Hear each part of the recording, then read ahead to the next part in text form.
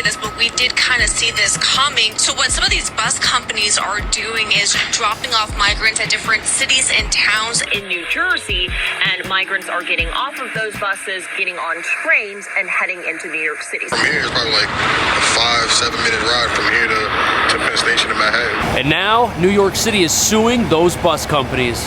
Well, Mayor Eric Adams is going after charter bus companies that are driving migrants into New York City. Our administration filed a lawsuit against 17 companies that have taken part in Texas Governor Greg Abbott's scheme. Governor Abbott says migrants that have been flown or bused to New York City did so voluntarily. This lawsuit is baseless and deserves to be sanctioned. The city says the bus companies violated New York state law. For each trip per migrant, the companies were getting about $1,600. Normally, a one-way ticket costs less than $300.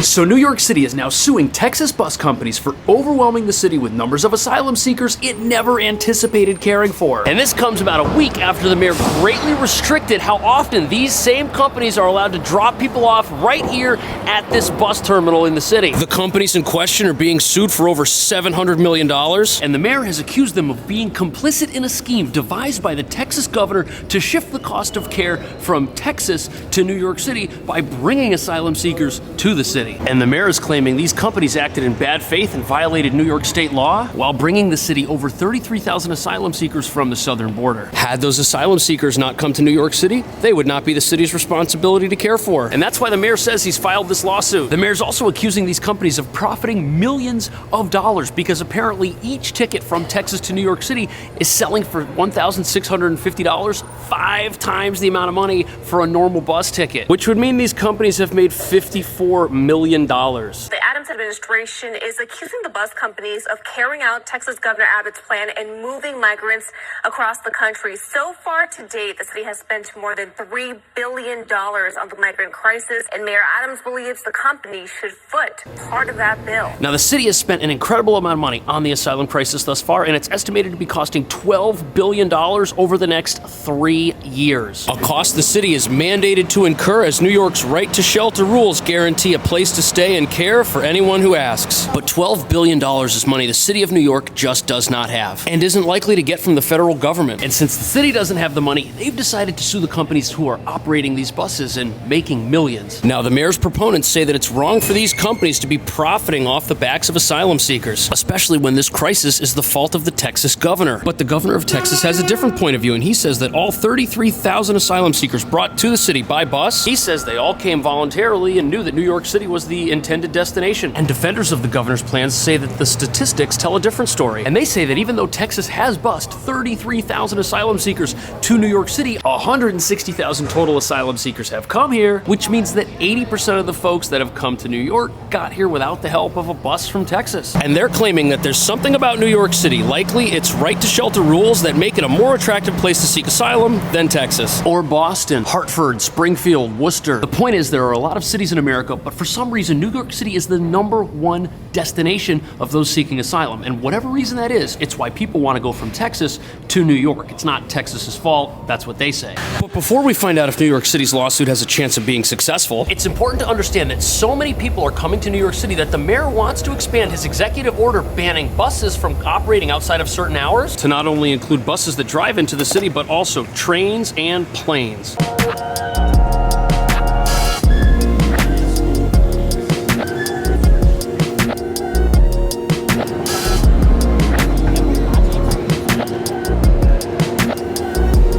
So here we are at Penn Station, which is about 10 blocks south of where the bus terminal is located, and changes could soon be taking place here because the mayor wants to expand his transportation crackdown from buses. But that might be challenging because New York City has many entry points other than the bus terminal. The city's got 2 train stations, including this one, and there are also 2 airports. Plus, there are 21 bridges and 15 tunnels that allow vehicles to travel through the city's center. Now, it remains to be seen how far the mayor will expand his executive order, but the next likely target for some sort of ban or restriction are New York City's train stations. And here's why that is. So in order to seemingly skirt that, it appears buses are arriving in New Jersey, and and migrants are getting off of those buses, getting on trains, and heading into New York City. So the bus companies might be making a ton of money from this, but they're also in the transportation business, which means they know how to get people from one place to another, and they're actually using the same ban evasion method they came up with when Chicago restricted bus activity. And since New York City is so big with so many people commuting on a daily basis, they're just bringing folks who want to come here 95% of the way. And then those folks are finding another way into the city. Maybe it's an Uber, maybe it's a train, like what you see around here. And if the mayor wants to restrict travel to a station like this, he's going to have his work cut out for him. And that's because 600,000 people a day travel through this station. It's right next to Madison Square Garden in New York City. It's got 21 tracks and 7 tunnels, and it's full of restaurants and shops. It's basically an airport, but for trains. In fact, it even comes with an overpriced bookstore. But when this station was originally built in 1910, it allowed direct access to New York City from the south for the very first time. And closing this place down and policing it, that's going to be a massive undertaking, because this is one of the largest, busiest train stations anywhere in the country. So this has been happening in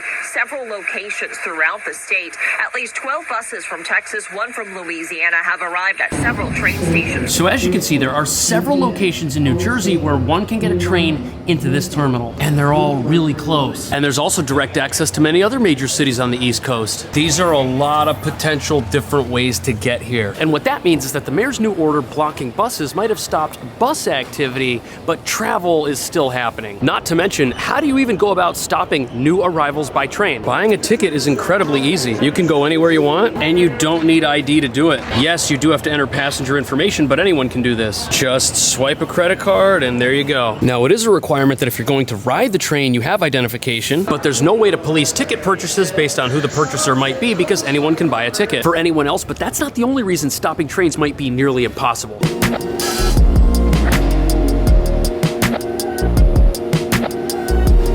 So policing trains is a lot different than policing buses or even airplanes, which have a set departure and arrival location. With a plane or a bus, you can check everyone's ID who wants to get on the plane, and all those same people will get off at the same time. But trains, however, have a route, and passengers can get on or off the train at various stops along the route. And some people are wondering that if the mayor does tell the train companies to stop transporting asylum seekers from the border, how would the train companies even go about complying with such an order? Because anyone who wants to can buy a ticket, and humanitarian workers are concerned that it might not be fair to deny somebody the right to travel based on where they might be from. In America, of all places. And according to the New York Post, some people are taking flights to JFK, LaGuardia, or Newark, which is in New Jersey, and then taking an Uber the rest of the way into New York. Mayor of Secaucus said in a statement, it's quite clear bus operators are trying to find a way around the executive order, and that perhaps those boundaries put in place are too stringent and causing these unintended consequences. And that's the issue at hand here. New York City is so large, and there are so many ways to get here, that if someone is intent on making the journey to New York City, you won't really be able to stop them. But that brings up a larger issue, because the city's lawsuit is targeting the bus companies who are transporting people from one location to another. But did they trick these people? Did they deceive them into getting on the bus? Or do individuals prefer seeking asylum in New York over other parts of the country? Because if folks have a preference for being in New York versus anywhere else, that could drastically change the prospects of New York City's lawsuit against these companies.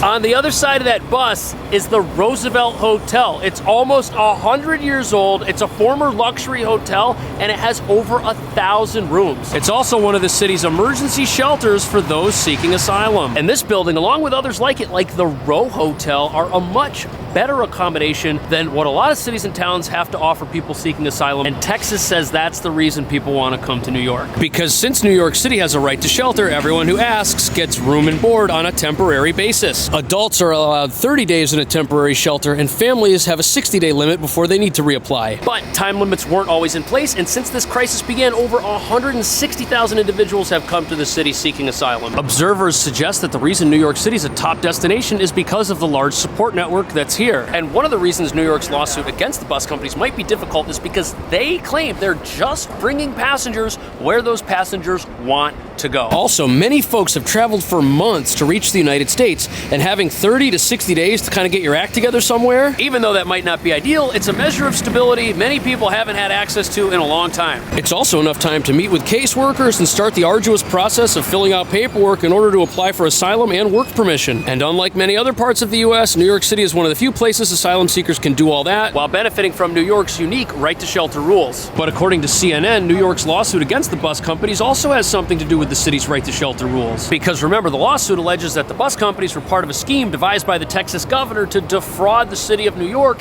and that's actually against New York state law. You're not allowed to bring somebody here for the express purpose of them being cared for by the city because of right to shelter. That's against state law. And the exact law says anyone who knowingly brings or causes to be brought a needy person from out of the state into the state for the purposes of making him a public charge will be obligated to convey such a person out of the state or to support him at his own expense. Which sure makes it sound like these companies did something illegal. But the Texas governor has fired back, saying that everyone brought to New York City came here of their own volition. Texas also claims that each passenger brought to the city on a chartered bus signed paperwork available in multiple languages, which basically says that they understand they're being taken to New York City and that they are traveling to the city by bus of their own free will. Furthermore, Texas says asylum seekers are not in the U.S. illegally. And just like everyone else who's here legally, they've got the right to travel where they want, when they want. But what's so bizarre about this lawsuit is New York City could technically be sued for doing the exact same thing Texas is doing. Because what most people don't know is New York City has a similar program where they'll buy you an airplane ticket or a bus ticket anywhere you want to go, just like Texas does.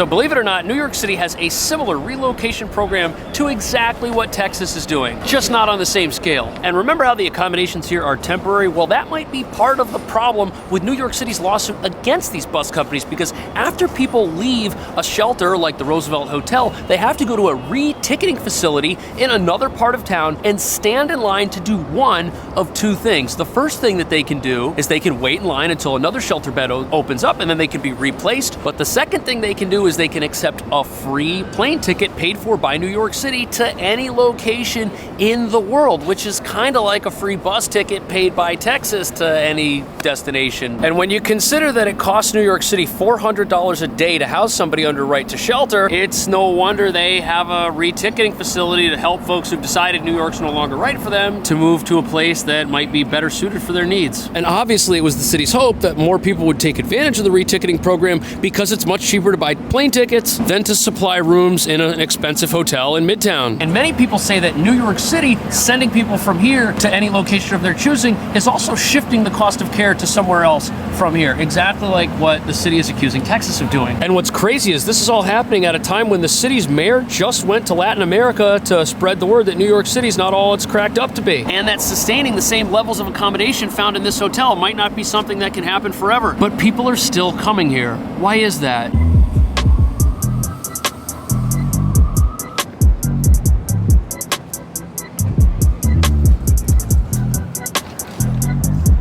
So in spite of what city officials are saying, most folks seeking asylum still see the city as their best and only option. And that's not just because of right to shelter. It's actually because New York City has one of the largest foreign-born populations in all of America. In fact, it's estimated that 1 out of every 3 New Yorkers was born outside of the United States. And that means if you're coming to the United States for the first time from another part of the world, your chances of connecting with someone who you share a language or cultural background with, there's a greater chance of that happening here than anywhere else in the country. And it's not like this is a secret or something that nobody knows about. Logically, it makes a lot of sense that people would choose to come here over other parts of the country just because of how diverse it is. This article mentions one asylum seeker who came here knowing he had friends who could set him up with a part-time job. And believe it or not, many businesses here in New York City, they're totally on board with this because there's a worker shortage here, and some economists think that the asylum crisis could be the answer to it, at least as far as New York is concerned. Because since 2020, there just haven't been enough workers to fill many of the positions that are available. And you know that massive line of unregistered mopeds in front of the Roosevelt Hotel? Those are also part of the worker shortage because they are actually being rented out to people who just got here and want to start working. They're rented out by the day and they can be used to do delivery jobs even if you aren't able to sign up for a delivery job yourself, because they also come with access to an app from somebody else who's already signed up. Because apparently the demand for delivery riders is so high that there's an unofficial black market for access to this type of service. Outside the Roosevelt Hotel, you'll find dozens of scooters parked. Remy says he pays about $300 a week to rent out a scooter because the two are not authorized to legally work in the U.S. So $300 a week, that's $1,200 a month. And look at how efficient this market is. These scooters are outside of not just the Roosevelt Hotel, but also the Row Hotel. And if you're coming to New York City and you want to get on your feet as quickly as possible, it makes sense to go to a place where you can start working almost immediately. And although New York is the most expensive city in America with crazy high rents and a sky-high cost of living, it's still possible to climb the city's economic ladder once you can get your foot in the door. The father of three says when he's paid rent on the scooter and paid to borrow the Uber delivery account, he takes home about $500 a week. So $500 take-home pay, that's $2,000 a month, and after 1 month, you'll be able to buy your own scooter, and then you don't have to pay to rent that anymore. And if you combine New York City's large foreign-born population with a plethora of work opportunities and the right to shelter, it's no surprise this is one of the top destinations for those seeking asylum, which could mean that no amount of executive orders is going to change the fact that people have a strong desire to come to New York City. Speaking of which, is New York City doing the right thing by suing Texas bus companies? Will it fix New York's asylum crisis? Let me know what you think. Thanks for watching. I'll see you in the next video.